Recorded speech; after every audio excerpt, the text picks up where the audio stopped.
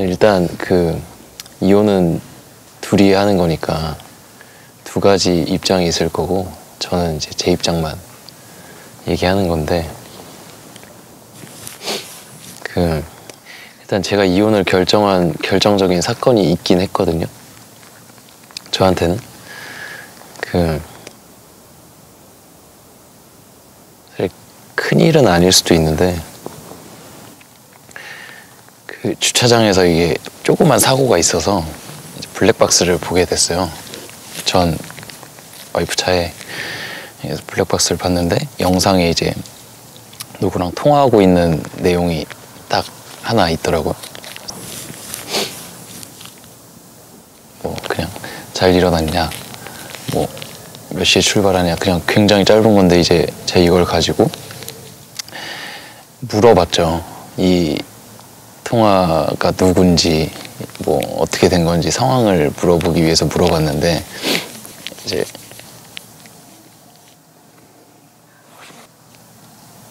그래서 제가 이걸 물어본 거에 대해서 약간 당황을 했는지 이제 대답이 없더라고요. 그래서 없어가지고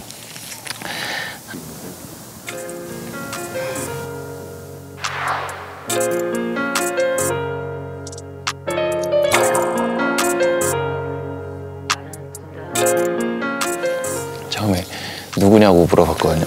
근데 이제 거기에 또 대답을 안 해서 말해보라고 했더니 이제 그때 저한테 그런 말 해요. 누군지 말해주면 제가 걔한테 가서 해코지를 할까봐 말을 못하겠다 라고 이제 얘기를 해서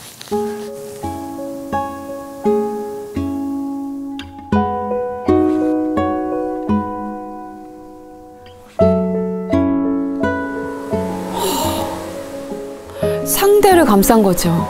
그 상황에서. 와. 배신감을 느끼지, 남편 입장에서. 거기서 그때 딱 이제 뭔가 깨졌어요, 제가. 그냥 탁 이렇게 하고 깨져가지고 그 상황에서도 제가 아니라 그 친구를 감싸는 그 전 와이프의 행동이 강경했거든요. 그때 왔다 갔다 했던 것 같아요. 받아들였다가 받아들이지 못했다가 또 싸우게 되고 같은 얘기 또 반복하게 되고 합의점을 찾을 수가 없었던 거죠.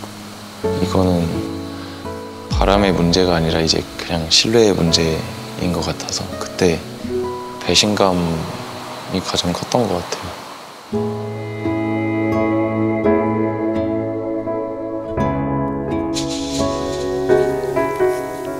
그게 뭔가 믿음을 약간 좀 깨버리는 그런 게 좀 셌어요, 그 말이 저한테는. 그래서 이혼을 했고 저는 합의 이혼했습니다.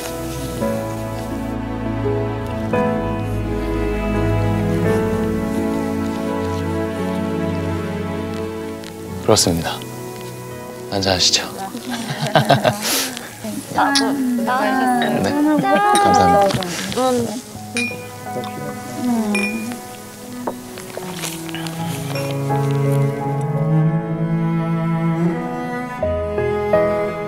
너무 슬펐겠다.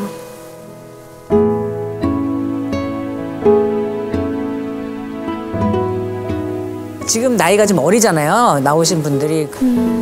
사랑을 보고 둘이 알콩달콩 결혼했던 커플들이 많았을 것 같아서 사랑의 신뢰가 깨지면 되게 힘들 것 같아요.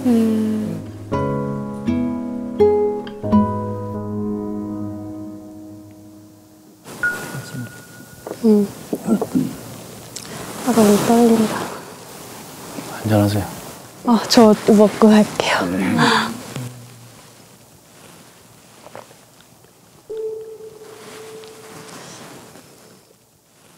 네, 다들 이혼하고 되게 힘드신 시간을 가졌을 거예요. 저도 너무 힘들었기 때문에 1년 동안 진짜 정말 매일 울었어요. 매일 울고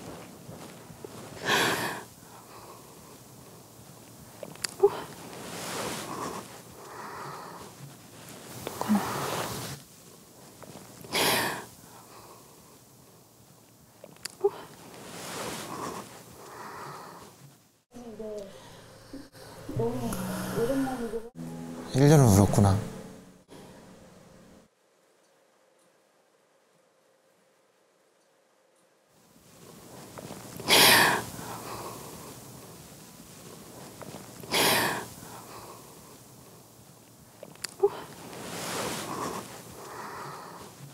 그래서 이게 다시 제 입 밖으로 이게 나오는 게 너무 오랜만이기도 하고 생각을 계속 지우려고 살려고 했기 때문에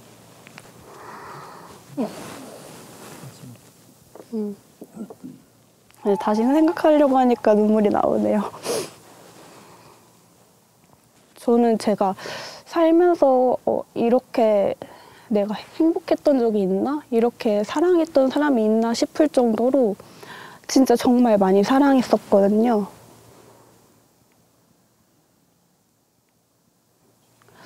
근데 이제 결혼 얘기가 나올 때부터 이제 부딪혔어요. 그러니까 부딪힌 게 저랑 그 전 배우자분이랑 다툼이 있거나 이런 게 아니라 전 배우자분 집에서 되게 반대를 많이 하셨어요. 그래서 이제 결혼식에도 안 오셨었고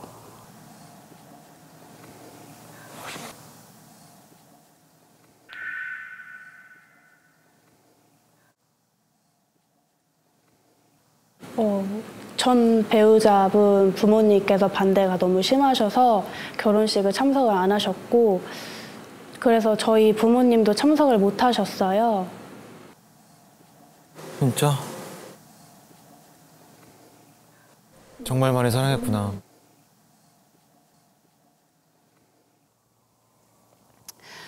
그래도 이제 그런 거 다 무릅쓰고 결혼을 했죠.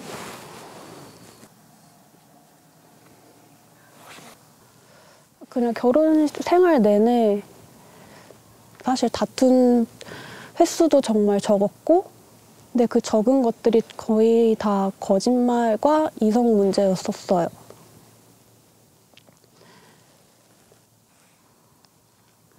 어떻게 나한테 이런 말까지 하지? 할 정도로 좀 상처가 되는 말들을 많이 받았었고 그러다가 사실 저는 이혼이라는 게 어떤 계기가 있어야 되는데 저는 정말 뜬금없이 통보를 받았어요. 너 집 언제 나가? 그러면서 딱 변호사한테 통화를 하는 거예요, 제 앞에서. 근데 저를 여자애라고 칭하면서 여자애 집 좀 내보내려고 한다. 근데 이렇게 딱 제 앞에서 통화를 하더라고요.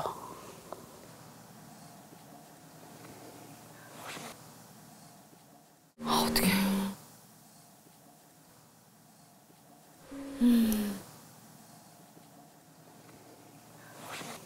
근데 그때까지만 해도 저는 이제 너무 받아들이기가 어려웠어요. 갑작스러운 통보였기 때문에. 그러다가 제가 되게 좀 충격적인 사실을 알게 됐었는데 제가 너무 이거를 받아들이기가 어려웠어요. 며칠 안 돼서 어떤 SNS 계정을 알게 됐어요. 근데 이게 저를 다 차단한 계정이더라고요. 이제 그걸로 인해서 제가 다른 새로운 사실을 또 알게 된 거예요. 전 배우자가 어떤 여성이랑 같이 있다는 사실을 알게 되고 제가 거기를 찾아갔어요. 저는 사실 그때 어떤 생각으로 하고 갔는지는 모르겠는데 완전히 문전박대 당하고 왔거든요. 그 같이 있던 여성한테도 되게 모멸감을 느끼는 얘기를 들었고 어차피 혼인신고 안 한 사실혼 관계 아니냐 이렇게 비아냥 거려가지고 그때 제가 너무 상처를 많이 입었었어요. 와. 너무 큰 아픔이다.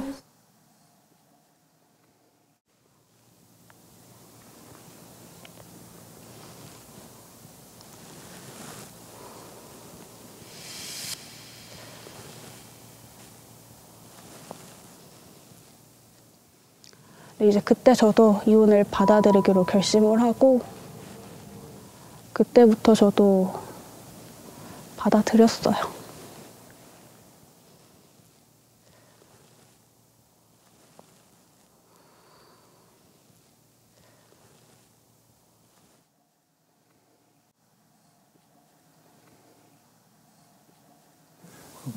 힘들었겠네. 진짜 힘들었겠다. 얼마나 황당했겠어. 어렸을 때. 한 살이라도 어렸을 때 끝내길 잘했다. 근데 사람은 못 고쳤으니까 이런 생각을 하고 있어요.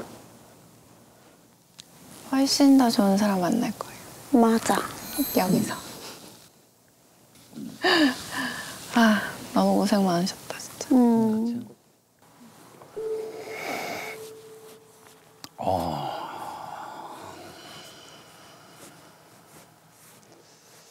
일단 나 같은 경우에는 얘기를 하면 사실 성격 차이가 좀 있었어. 그 성격 차이가 사실은 어떻게 보면 되게 광범위할 수 있는 부분인데 서로에 대한 이런 강한 주장도 좀 있었고 좀 서로가 사실은 이해하고 했었어야 되는 부분인데 그거가 좀 부족했던 부분 때문에 좀 되게 많이 부딪혔던 것 같아.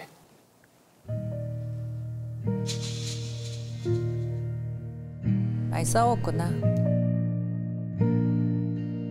그 사람은 되게 어떻게 보면 배포도 있고 자기가 원하는 것도 하고 좀 이런 걸 이제 유지하고 좀 하고 싶어 하셨던 분인 것 같은데 사실은 뭐 이제 연봉이라든지 내가 이제 그 능력에 대한 부분이 내 전에 대한 그 사람에게 사실은 조금 충족이 못 됐었던 부분이 있었던 것 같아. 그러다 보니까 누구가 이제 만족이라는 거는 사실 뭐 다 다를 수 있겠지만 내가 이제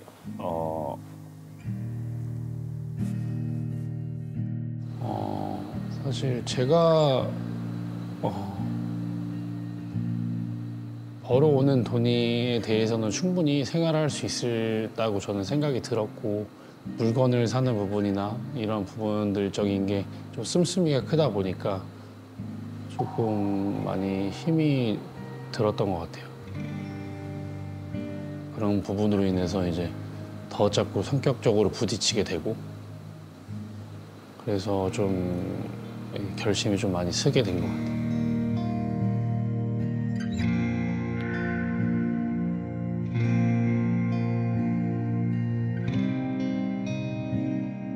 그런 상황이라고 보면 될 것 같아.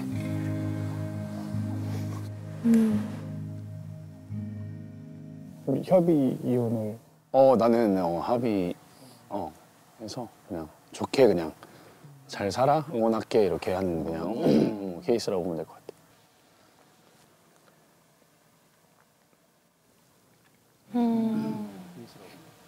하면 되나요? 원하시면. 네. 원하세요? 네.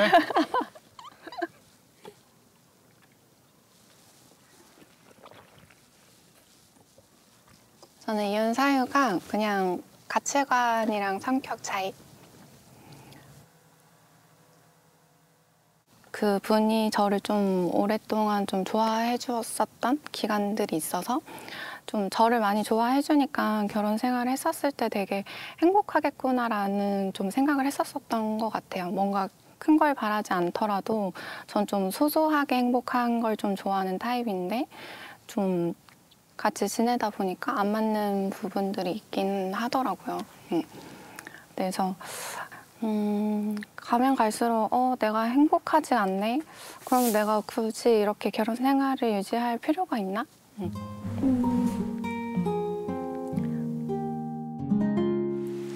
그래서 별거를 한번 해보고 그러고 나서도 좀 이혼에 대한 생각이 서로 생긴다면 그때는 이혼하자고 얘기를 하고 별거 생활을 시작했었던 것 같아요. 좀 눈에서 멀어지다 보니까 조금 더 그렇게 이혼을 하는 게 맞다고 생각이 들었던 것 같아요.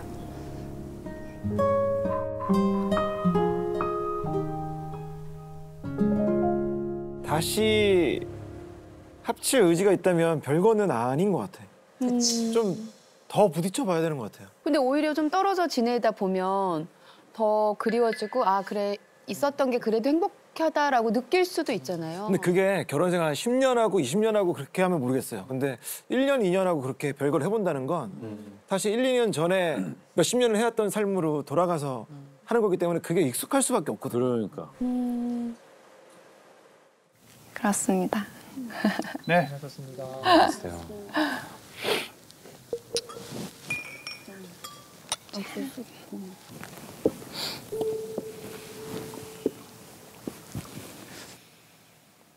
그분은 자기 직업이랑 자기 집안에 대한 프라이드가 굉장히 있는 분이었고 그래서 나는 그게 되게 멋있어 보였어. 자기가 하는 일에 대한 프라이드가 있다는 게 되게 배울 게 많다고 생각을 했었고 어떤 부분까지는 이 친구가 나를 많이 이끌어줬다고 생각했었어. 도와주고 지원해주고.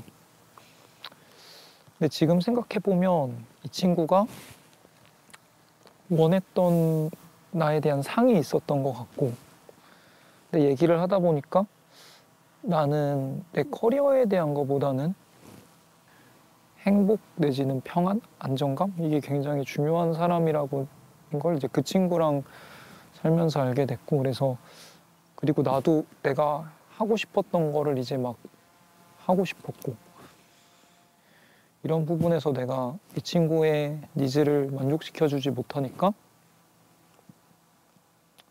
굉장히 거기에 대한 불만을 얘기를 하고 오히려 나라는 사람에 대한 신뢰를 잃어간다는 느낌을 받으면서 심지어는 나를 부끄러워한다는 느낌까지 받고 나는 이런 사람이고 우리 집은 이런 집인데 어울리는 사람이냐? 이런 얘기들을 들으니까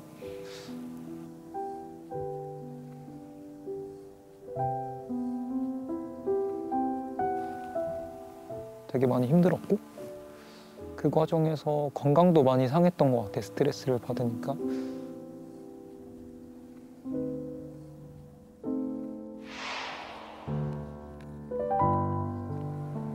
당분간 입으로 밥을 먹을 수 없으니 대학병원에 가서 코에서 식도로 연결되는 어떤 장치를 해줘서 그 상태로 이제 출근도 하고 회사에서 일찍 들어가 보라 그래서 집에서 쉬게 되었는데 완전 스트레스를 받았구나. 와, 진짜 그 정도?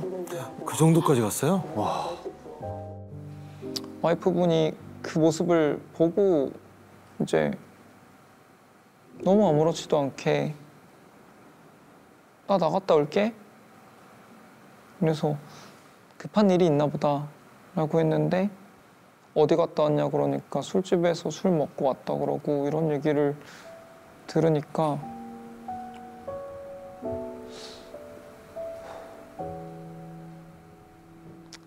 앞으로 아무것도 배려받을 수 없겠거나 우리 부부 관계에서는 이제 그날 처음 별거의 시간을 가져보자고 이런 얘기를 했고요. 그 친구가 너무 불행하다는 얘기를 계속 저한테 하고 더 이상 내 능력으로 이 사람을 행복하게 해줄 수 없겠다.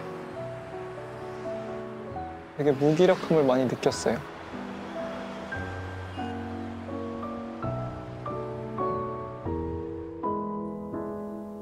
나는 더 이상 너한테 행복을 만들어줄 수 없는 것 같으니 그리고 나도 행복해지고 싶으니 서로의 행복을 찾아가자. 이렇게 해서 갈라섰던 것 같아.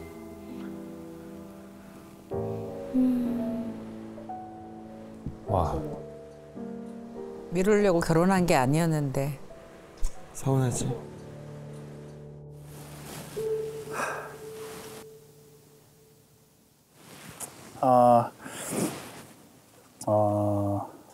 나는 되게 오래 이 친구를 되게 오래 만났어.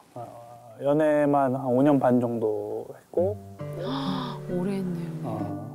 고등학교, 대학교 다 후배, 선후배 사이였고 그 5년 반 동안 1년에 안 만나는 날이 5일 이내일 정도로 매일 만났어요. 매일 만나는 연애를 했고 단 한 번도 서로 언성을 높이면 싸운 적이 한 번도 없었어. 5년만 동안. 그래서 이 정도라면 내 평생을 맡겨서 같이 가도 되겠다라는 확신을 너무 얻었었고 매사에 자신감 넘치는 친구였고요. 굉장히 긍정적인 에너지를 갖고 있는 친구였습니다. 그래서 결혼을 결심해서 결혼을 하게 됐습니다. 네. 결혼 결심하고 프로포즈는 어떻게 하셨어요?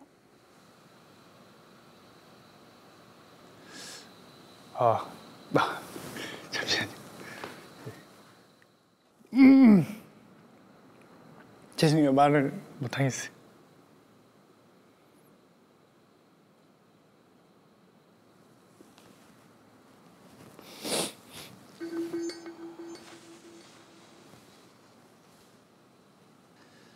프로포즈는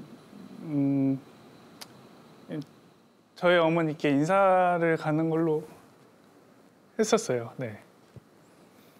추모공원에 가서 처음으로 5년 넘게 연애하면서 처음으로 인사를 시켰던 것 같아요.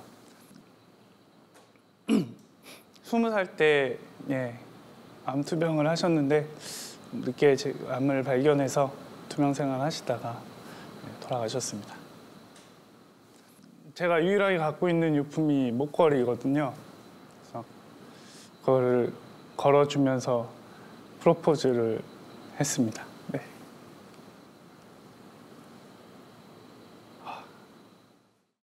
유품이야? 어떡해. 엄마 돌아가셨구나.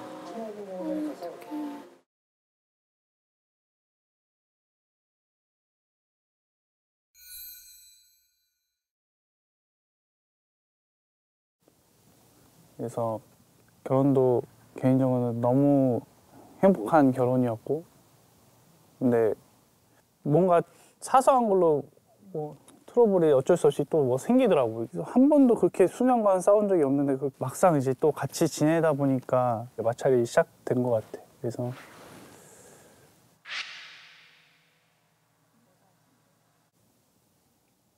어느 날 그 친구가 그냥 나는 너랑 못 살겠어 하고 짐을 싸서 나갔어. 근데 이렇게 다투더라도 뭔가 상대방이 나간 적이 처음이어가지고 너무 당황해서 아무것도 못했어. 짐을 싸갖고 나가는데 막 캐리어에 짐 담아갖고 나가는데 뭐지? 이 상황은 뭐지?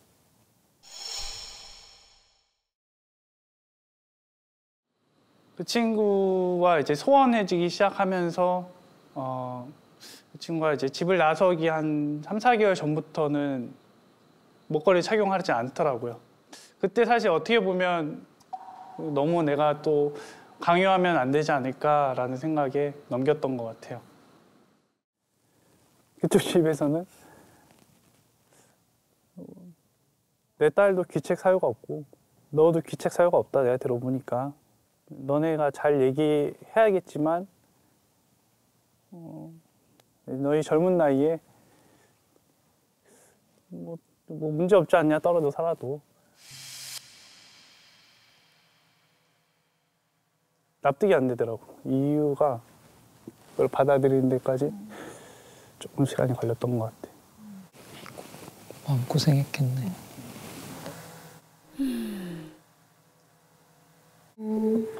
이제 제 차례죠. 일단 제가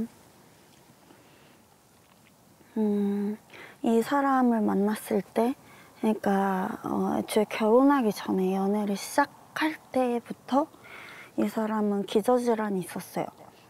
그러니까 이제 보통 기저질환이라고 하면 단순하게 느껴지실 수도 있는데 이제 이식 수술까지 받은 꽤 중증 기저질환이 있었어요. 근데 이제 그런 거를 감수를 하고 이제 결혼을 하려고 했었고 그래서 이제 결혼하기 전에 그 기저질환 이외에 또 아픈 데가 또 있는지 그 친구한테 그리고 시부모님한테 혹시 이 친구가 이런 기저질환이 또 있던가요? 물어봤는데 없다고 하더라고요. 근데 아니었어요. 그게 들킨 거죠, 저한테. 뭐야?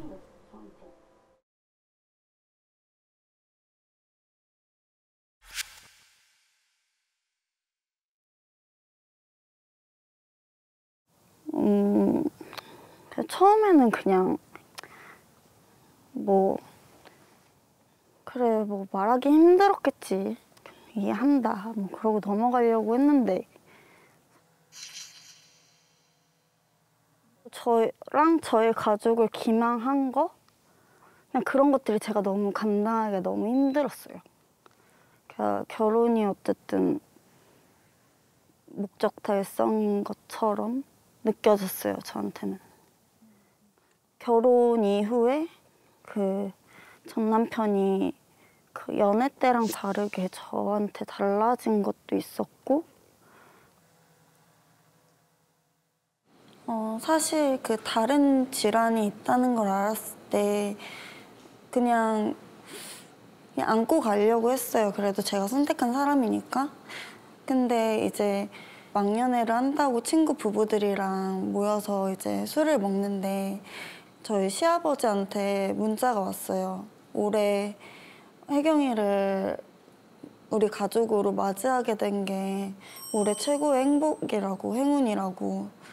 그래서 그 문자를 보고 제가 너무 울컥해서 나가서 통화를 잠깐 하고 오겠다고 하고 이제 아버님이랑 통화를 다 마치고 다시 들어가려고 하는 길에 남편이 나와 있더라고요. 저를 되게 찾았다고. 그러면서 이제 통화 내용을 보여주지 않으면 나는 너를 의심할 수밖에 없다.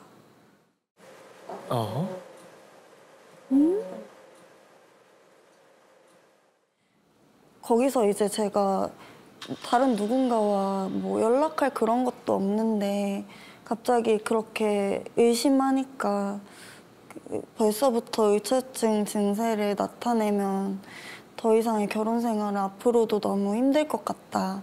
그렇게 판단이 돼서 이제 갈라서게 됐죠.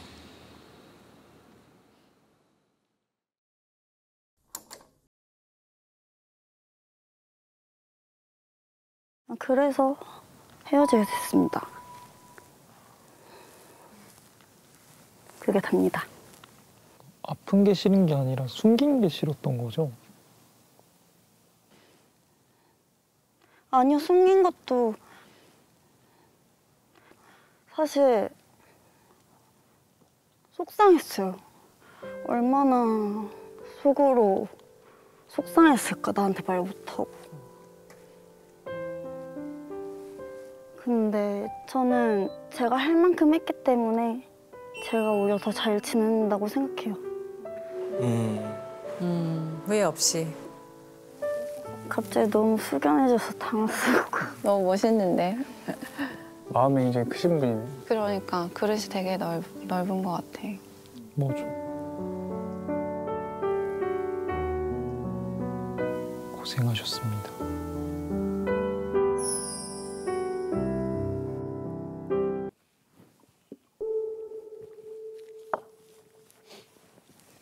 저는 이 이야기를 저희 가족 외에 이렇게 되게 진지하게 그 누구한테도 한 적이 없어요. 저는 고등학교, 대학교 친구들도 이제 이혼 전에 결혼 생활로 인해서 다 잃었고, 그러니까 오로지 저는 이제 저희 가족밖에 없었던 상황이었고, 처음에 발달은 전 남편이 이제 어느 순간부터 퇴근 시간이 늦어지더라고요. 이제 빨래를 하려고 이제 이렇게 주머니 이렇게 하잖아요. 근데 야근한다고 한 날에 그 시간에 그 영수증이 이렇게 딱 있는 거예요. 근데 이제 바람을 핀 거죠.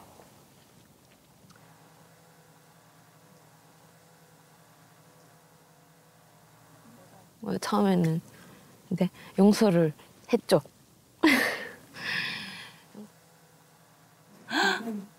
용서를 했어, 심지어?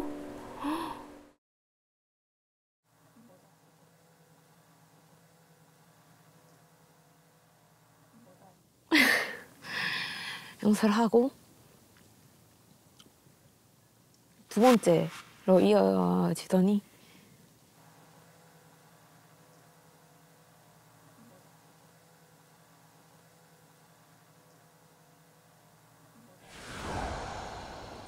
그러면서 총 2번의 바람이 있었고요. 그리고 자꾸 저보고 나가라고 하는 거예요, 싸우면. 짐 싸들고 나가라고. 꼭 바람 핀 사람들이 더 큰 소리를 쳐. 같이 이제 시댁에 살고 있으니까 아버님께 말씀드리니까 이제 조금 나 몰라라 하시더라고요. 주변에는 이야기할 곳이 없었어요. 힘들다 보니 친구를 만날 수 있는 여유도 없었고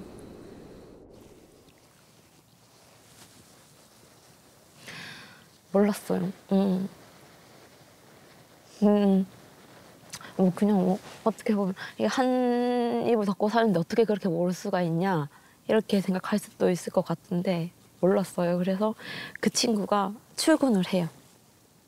그리고 퇴근을 하죠. 어느 순간부터 월급날이 딱 됐는데 일주일 동안 집에 안 들어오는 거예요. 그러면 그동안 방치되어 있다가 그러면 그 친구는 아무 일 없다시 돌아오는 거예요. 근데 그게 점점 잦아지더라고요, 그 기간이.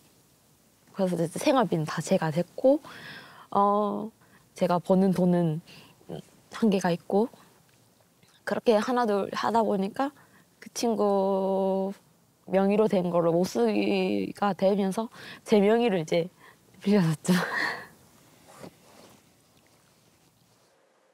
저도 어느 순간 제 명의도 한계가 있잖아요. 나가야 할 돈은 많고 이 친구는 자꾸 벌리고 일을.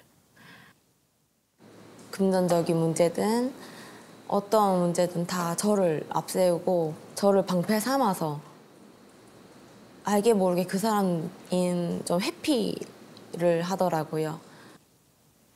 그 모든 빚이 이제 저한테로 오게 되었어요.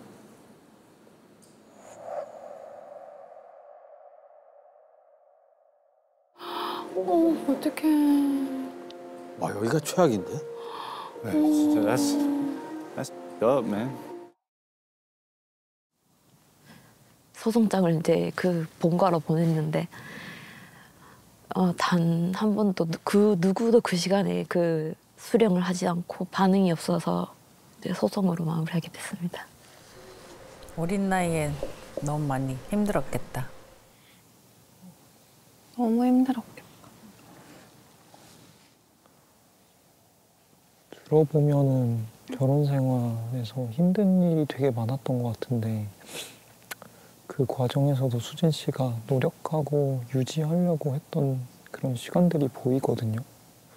근데 행복하지는 분명 않았을 텐데 뭘 지키고 싶어서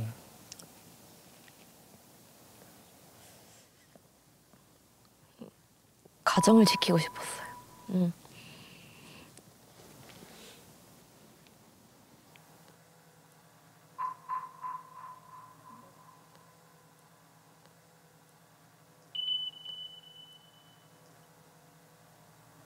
책임감이 엄청나다, 진짜.